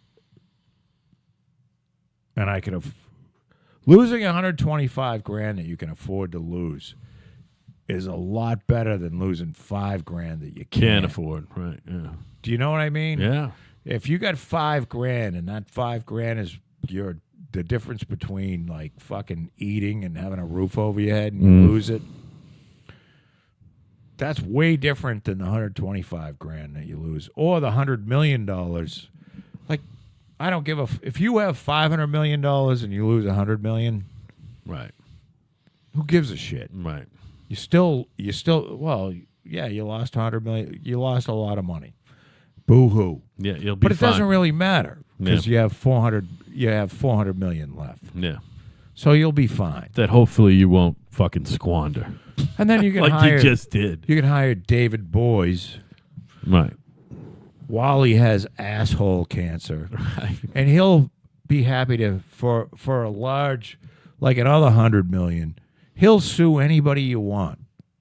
Oh yeah. He'll sue people that he's represented before. Oh yeah. He'll be all right. Happily. There's no such thing as conflict of interest with old Dave. No. I remember when there was a realtor I used to do a lot of work with. His name was Dave Cody, and I hope Dave's still alive.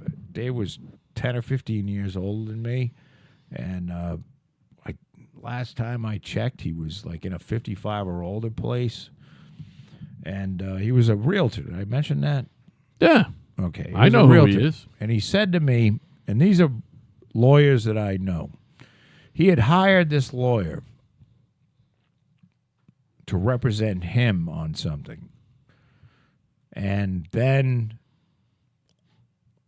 a few years later, someone else hired the same lawyer to sue Dave.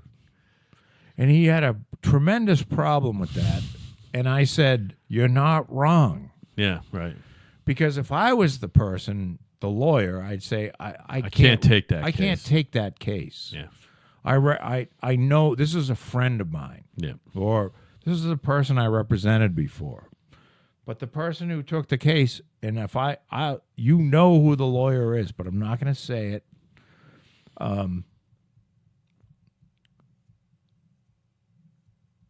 But and to me, he's just, I hope he has asshole cancer right now. He's probably dead. The lawyer? Yeah. Do I know who it is? Oh, yeah. You know who it is. Yeah. I'll tell you off air. But I mean... Hold on. Yeah, I know who that is. So, I don't know whether he's dead. I mean, you got to figure. I haven't heard him around in a while. I think Winokur might still be alive. I mean, they might both be. And I mean, this is a fucking maggot. Yeah, well, they're all maggots.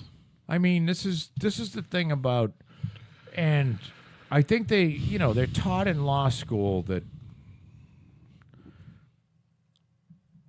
it doesn't matter.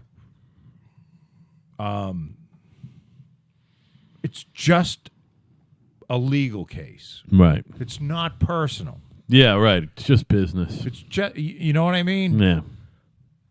So my buddy who he paid him to represent him, should just say, well, he's just doing what he does for a living. Yeah. And I don't buy that. Right. You're a human being. You took a lot of this guy's money to represent him, and now you're taking somebody else's money to sue him. Yeah, it's wacky. And I think that makes you a low-life piece of shit. Yeah, by definition, no doubt about it. I don't care whether law school ethics says that that's fine. And that's why I have great hope for artificial intelligence, because it will do away for the need to have lawyers. Right. Hopefully, it will do away with the lawyers. Right. I would love... AI will determine that lawyers are not only unnecessary, but unrehabable. and just need to be, destroyed. It's funny. I know that there's something wrong with me in the sense of apathy, because I know that if I knew that these people I was getting rid of were the people that needed to be gotten rid of, that I would have no problem. I could kill hundreds or thousands of them and not lose a wink of sleep. So if you lined up a whole bunch of lawyers in front of the old fucking, like the trenches. Yeah, you just Nazis, tip them into the trench. Oh, well. The Nazis used to do with the Jews, the mass graves. And they were all lawyers. I could fucking kill, like, with a pistol and just keep reloading and shooting them in the head. And look at him right in the eye and going, you've lived a bad life. Right. You deserve to be dead. Now, I want to say that there are some very charitable, good lawyers out there. There's people that do use their, they help out fucking poor people, and I sold a house to two people that were lawyers, and they worked for the state, and I swear they were making like $24,000 a year. Really? But that's what they wanted to do. Right. They wanted to help the downtrodden. Yeah. Now, those people deserve, like, sainthood. Yeah, right. But most of them... There are people like that. Except for my lawyer. There's people like that in every district in the country, Joe. I'm sure. Oh, yeah. There's good people out there. Yeah. Kind of like the school teacher thing. But David There's a lot Boies of good people who are school teachers. is not a good person. No. David Boies is a fucking scumbag. Yeah, by definition, he's bad. By example, he is a fucking scumbag who should have asshole cancer. Yeah. And die. Only after he gets to watch his precious children, all of his and grandchildren, grandchildren die of painful blood cancer, leukemia to them. So I think that's a it's a fucking good thing to have these people fucking die. Yeah. I had a whole bunch of pop culture shit to talk about tonight, but you fucking just took right over tonight, dude. Do you realize you've been talking pretty much nonstop for an hour and 42 minutes? No. I've been going, yeah. Well, here, let's make it a little over a 2-hour show to make up for our dismal show on Monday, which is my fault, 100%. No. I fucking but the previous one was mine. Was my fault. The one with Bob and Bob. Oh, don't worry about that. Look, Yeah. You're going through some shit. Oh, I'm fine now. You can't. How much of a riot is young Bob? I forgot, though. Young Bob, because I was talking to his dad. Now, he fell. Do you remember when he fell? He hit his head, yeah. Right. So, Bob, older Bob says if he has 2 beers, it's like he's out of his fucking mind. Yeah. And I think that's what we're seeing. Yeah. And so it's not that he's all fucked up. It's that he hurt himself. Yeah, he yeah, really damaged his brain. He has brain damage from blunt trauma. Yeah. Yeah. And that's not any fun. No. Did he fall off a roof or something? Or back his way through a stairwell or some shit? I think it was a roof. Bob can tell me exactly what happened, and you just don't remember. He fell a long way Yeah. and hit his fucking head. Yeah. Ugh, and he was fucked up, and he never recovered fully. No. Nope. He's got to be 40 now, huh? 36. Oh, all right. Well, I wasn't that far off. I remember when he was a driving child. him. Yeah. He went to UMass Amherst. I remember him in high school. I went to fucking hockey games where he was skating when he was fucking 14. Yeah. Yeah. You know, that's the problem when you... Did he graduate UMass Amherst? No, he went for like a semester and got hammered. Yeah. No, he wasn't. And he's smart. He sure. had great high school grades. Mm-hmm. Smart guy. But he just... and Bob paid... Like, Bob had $10,000 in cash and fucking paid for his first semester. Yeah. At UMass. So, Bob Malone is a wonderful person. Yeah. And I'm so happy to have him back. Good. I missed him. I really did. And he doesn't look well. He just looks older to me. You think? Yeah, he doesn't look bad. He's 63 years old. Yeah. What are you supposed to look like? I know. He's got kind when of... I met Bob, he was, granted, he was in his early 40s, but he had just quit drinking, I think. And he was all lithe and lean and fucking mean. I remember Bob was a fucking... had great hair. Yeah. He was a good-looking man. Yeah. Fucking tan. He was built like a brick shithouse. Well, the bitches still love him, obviously. But I'm just saying, it's just weird when you haven't seen someone for 5 years and you go, oh, fuck. Well, he looks older. Yeah. I know. We're all looking Maybe that's a little what it older. is. Maybe we're all looking older. I didn't wear hair like this. And it's you get fucking older. Yeah. I guess. Because I saw him last summer and he didn't look as old as he looked the other day. Maybe it's the whole winter thing. We're coming out of fucking winter, that's for sure. Well, everybody that'll fuck you up too. You know what I mean? Everybody. And this was a Conan and Brian thing. He said, you live out in Los Angeles, everybody's got like a fucking tan and they all look healthy, and you come back here and everybody looks like they got tuberculosis. And there's a truth to it, because, you're not... It's not far from the truth. I go down to Florida, and, I'm probably going pretty soon.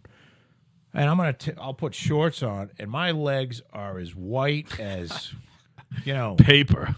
People look at me and they go, oh, my God, those are scary white legs. Yeah. And it's like, well, it's fucking wintertime. I'm wearing pants. I'm going to try to get more out in the... I got to get some sun this summer, man. Even if it's just... See, I don't do even have a yard to work in anymore. Even doing that whatever. Well, you can come over here.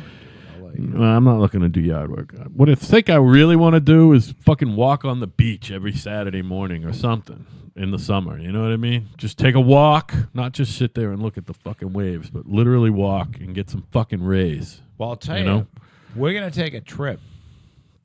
And I think you and Kat, because I think Bill's going to come with us, we're going to go to Yosemite.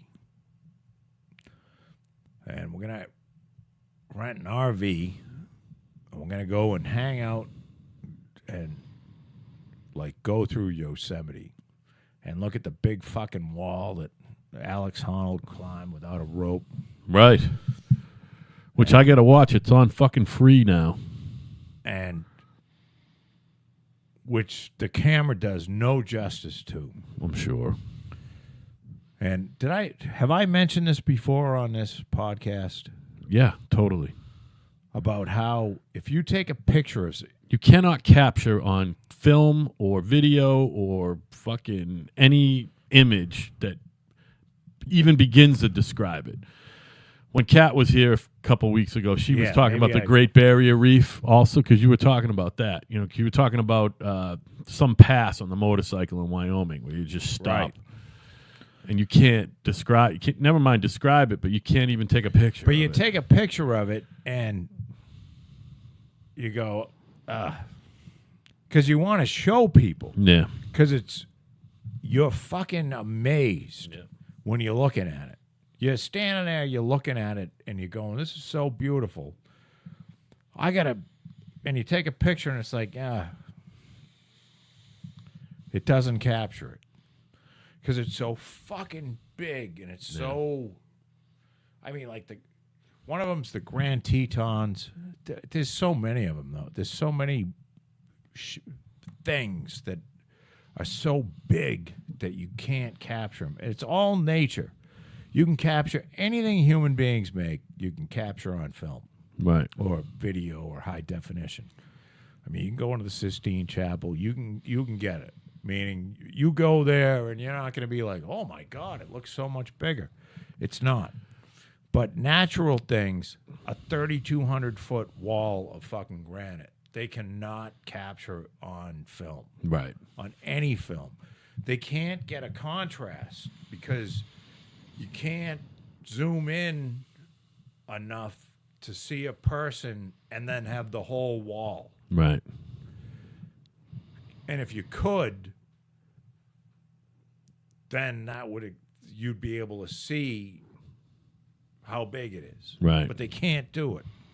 So it looks like it might be 150 feet.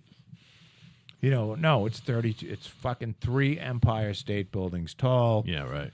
And it's, you can drive right up to it, and it's fucking $40 for a pass and get an RV.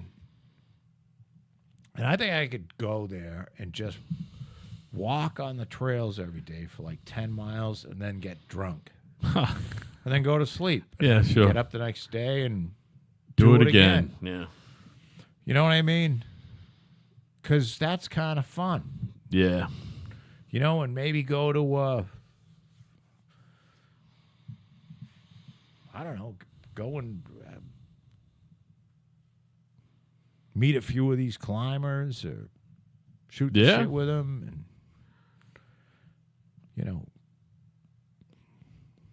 go to a fucking Western fucking rope and play or whatever they got, a rodeo. Right. I mean, this is Yosemite's like right outside. You fly into San Francisco. I was going to ask, where do you fly into? Well, you can fly into Fresno, but flying into Fresno is not exciting. I drove through. We stayed. We had a one-night setup to stay in Fresno, and I rode through Fresno. We were going to stay at a Super 8, and it looked so disgusting. I just fucking kept going, and I went to San Jose instead. Yeah. So San Jose is supposed to be a great place. Well, if you like office parks, as far as the eye can see. Is that really what it is? Yeah, I mean, that's how Silicon Valley's a fucking shithole. Yeah. Anybody that thinks, it really is. I mean, it's unless you like office parks. Yeah, sure. Industrial parks. Do you like industrial parks? That's what you see. Except the buildings are much bigger. Yeah. Just huge, boring-looking fucking buildings with a pond in front of them because they had to dig that all out for the fill that they needed. Yes. Yeah, that's the deal. I work in an office park. I love office parks. Yeah, but yours probably isn't. It's not all like 10-story buildings. No, there's nothing more than 2 or 3. Right. Although I think the fucking the Titleist building is in there, where they do the golf balls. Yeah, is that where they make them? They have a couple of facilities around here. The name of the company is the Acushnet Company. Titleist is the brand. The company is the Acushnet Company. Acushnet. Right, Acushnet, Mass. Yeah, but yeah, it's weird. You drive by there. I mean, you're not a sports guy. I'm a sports guy. You see that Titleist fucking. If you watch golf on the weekends, you're assaulted by the fucking image of Titleist. You know what I mean? It's just bizarre that it's right over there in New Bedford. Hey, Joe, I got to eat dinner. It gets to be fucking 8:30, 8:45, and I fucking got to eat, man. So. Oh, it sounds like you're pussying out. We got to wrap this the fuck up, man. Well, let's wrap it up. It's a. I think the theme of this podcast is all lawyers should have some sort of horrid asshole cancer. It definitely was a overbearing theme to this particular episode. And a lot of cops, too, should be killed. Maybe not the black ones. Maybe not the black ones. Oh, no. No. Let me preface by saying no black officers should ever be killed. All policemen should be black, Right. because they're the only one that have the right temperament to be police officers, because black people know what it's like to be treated like shit. Therefore, they're more likely to treat you understanding that being treated like shit isn't fun. Right. So either they're going to get, so it can go either way. They can treat you like shit because they figure you're whitey, or they can, understand. I think that, of course you have to go through a hiring process, but there should be no more. First of all, no Irish person should ever be allowed to be a cop. If you're of Irish descent, you were immediately fucking disqualified. And if you're under 6 feet tall, you should disqualified. Because if you're one of these 5'6" angry little Irish, if your name happens to be David Palmer, say for instance, if your name just happens to be David Palmer, right, and you're a little fucking midget, and you join the cops because this is going to allow you the power that you should have, well, anyone named David Palmer should have asshole cancer instantly, right, and be dead. Yes. But before, he has to watch his children die first, too. So, especially if he's got a little step-up stool to go potty. Right, and he does, and he's got the elevator shoes and the step-up stool, right, to get himself up high enough. Shoes. Yeah. You didn't even think they made them. I didn't think they made them, but they make elevator shoes now. What a thoughtful gift, Joe. I was thinking. You are a good gift giver. I was thinking about him when I got it for him. I don't know. Maybe there could be something wrong with me, too, No. But again, another full circle. You got to entertain yourself somehow, Joe. Well, yeah. And you got to hate the right people. Yeah. I mean, if you're going to dislike people, don't dislike the good people that are doing, kind things for people. Right. Just like the people that are fucking up our society and killing our kids. Yeah, with heroin. They're killing the cops are killing our kids with heroin. Yep. And if you're somebody that lost a child by heroin and you think the fucking cops are on your side, you're fucking wrong.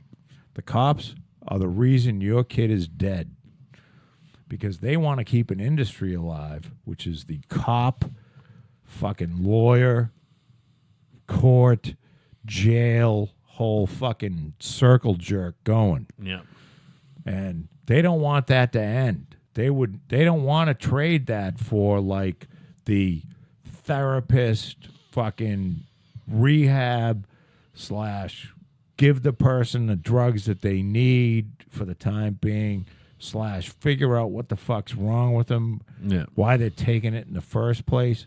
They don't want to trade that, because none of the people that are in the first group, the fucking jailer, cop, none of them are smart enough to do any of the jobs in the second group. Yeah, right. Because they're all fucking morons. Read a police report. Just get anyone. Oh, boy. Get any police report. And,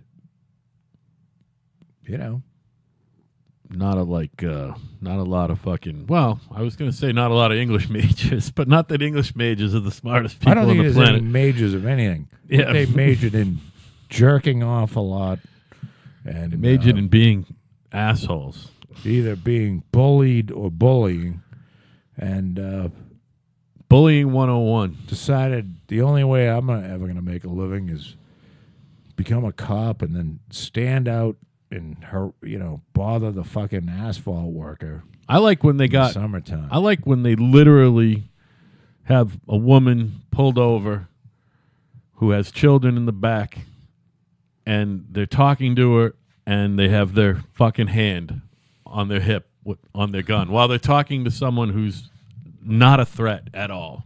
I love when they have I hate somebody the fucking hand on pulled the gun over, thing. and it's like 100 feet from a fucking off ramp. Right. So there's people swerving Yeah. towards the off ramp. That's real safe.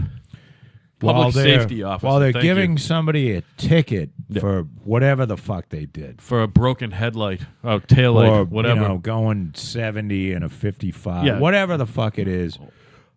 Or if it's Middleborough, fucking 53 and a 50. Leaving real chance that not only will the cop car get rear-ended, but the car filled with children Right. will get rear-ended right near the off-ramp. I love it. I love how this all works out so well for all of us in society. Yeah, well, all it does is pays these their salary. fucking cunts pay nothing in taxes. 0. Nothing. And they create nothing. Right. Because they're fucking losers. Yeah. Well, that's my... That's your take. That's a hot my take, take on Joe. it. Well, you made it over the 2-hour mark. Congratulations. It's been a couple weeks. 2 hours is good. Yep. Been a while since we did 2 hours. So we're kind of right. If you want to communicate with us or me or whatever, it's kind of right at yahoo.com, kind of right at yahoo.com. Also, tell your friends to listen to Kind of Right on SoundCloud or wherever they like to listen to a podcast. Listen, you found us. Share. And we're going to have some more clips coming up because I'm getting on a clip rampage pretty soon. Oh, good. That's fine. I saw you took a little break, but that's okay. I did too for a while, and then you took it over. Well, don't expect me to ever take it back over, Joe. No. You're way good at it, by the way. Whatever system you got going. But we're going to try. We're not going to. We had sort of a slow year start, and we got to get 2 shows. We're doing good. We got 2 in this week. We're on the right track. Yeah, we're back on track, Joe. And we're back on track. It's. I'm not going anywhere. I have nothing on a Tuesday or Thursday for a while. Until we have enough followers so that we can get guests. Joe Rogan did 3 fucking shows over 2 hours each in one day. Yeah. I don't know how you do that. Well, because he can. We can't. What do you mean he can? We can't fill that much content. We can't do that content. He can. Oh, no. But I mean, still. I mean, he had to be there. No, I understand. And be engaged. Yeah. So even if it was just me and I had people coming in that I was gonna interview. I mean, that's a fucking long. Sounds like fun though. If you can fucking if you can do it, right? It sounds like fun. I don't know. I think we got to get a few guests, like real guests. Yeah, like not. We have our friends and our family in here. You know what I mean? Yeah, not friends and family. Yeah. It's not the friends and family plan. Well, but maybe we'll put a little mental energy into that, even if it's not anybody. Do you think we can get a cop in here that we can fucking torture? I don't even want to share a room with a cop, to be honest with you. I don't want to breathe the same air that they breathe. Is that bad? No, it's not. I don't even want to be around them. I skeeve them. Makes the top of my head fucking burn thinking about it. They're the necessary evil in our society, and they should hang around with each other, right? Because they all fucking suck. Yeah, and I don't want to be in the same. I don't want to fucking. I want nothing to do with them. I don't want to hear their position. No, I don't know how to. Exactly. I'm not interested in hearing. Just not interested in anything a cop has to say about anything. Because they're scum and they need asshole cancer. Yes. So I think we should have cops, but every cop, when they retire at 50, they're given a shot of asshole cancer. They get asshole cancer. So we don't have to pay for them forever. Yeah, they're fucking them and their fucking heirs. Yeah. On that note, all right, everybody. We're kind of right. Yeah. We don't mean to be. Well, I don't mean to be like pessimistic or anything, but I can't talk optimistically about the force. The police force to me is a fucking bunch of scum. Right. And there's way too many laws, and they get to pick and choose which law they're going to apply at what time to fuck your life up. Right. And that's the beauty of having that position and knowing what laws that you can use at, if they applied the law equally everywhere, if there were just like 2 laws and they applied they had to apply it equally, it would be a different story. But no, they don't do that. What they do is they apply laws depending on the circumstance. And because there's so many laws, they get to choose which one they get to torture you with. Right. So I hope all Plymouth police cops get asshole cancer immediately. Right. And die. Good night. All right. Lawyers too, though. All right. Good night, Waterbury.